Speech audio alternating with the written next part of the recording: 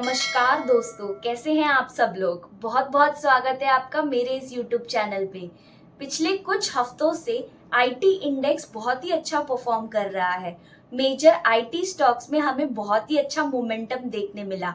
आइए कुछ major IT stocks को देखते हैं। टीसीएस ने पिछले कुछ हफ्तों में लगभग 16 to 17% की तेजी हमें देखने मिली। केपीआईटी टेक में पिछले कुछ हफ्तों से हमें लगभग 30% की तेजी देखने मिली। इन्फोसिस में हमें लगभग 30% की तेजी देखने मिली। एचसीएल टेक में 20 to 21% के आसपास तेजी हमें देखने मिली। विप्रो में लगभग 28 से 29% की तेजी हमें देखने मिली। तो चलिए एक बार निफ्टी आईटी इंडेक्स को भी देख लेते हैं। निफ्टी आईटी इंडेक्स 2021 से लेके जुलाई 2024 तक हमें एक कंसोलिडेशन रेंज में दिखा।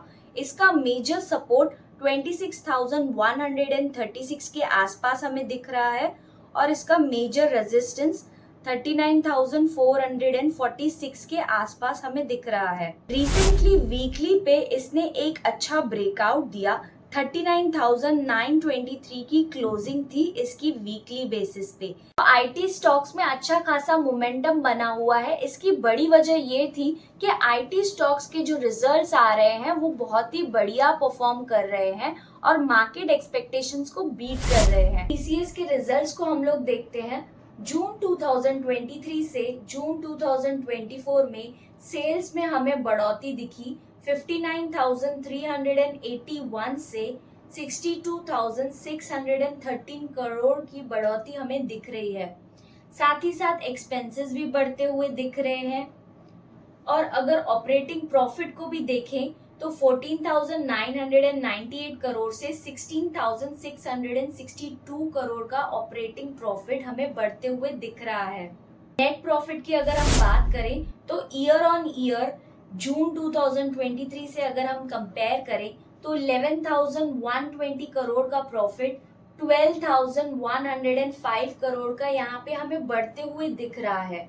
तो जो कि बहुत ही अच्छी बात है कंपनी के लिए। लगभग 8% की बढ़ोतरी हमें दिख रही है।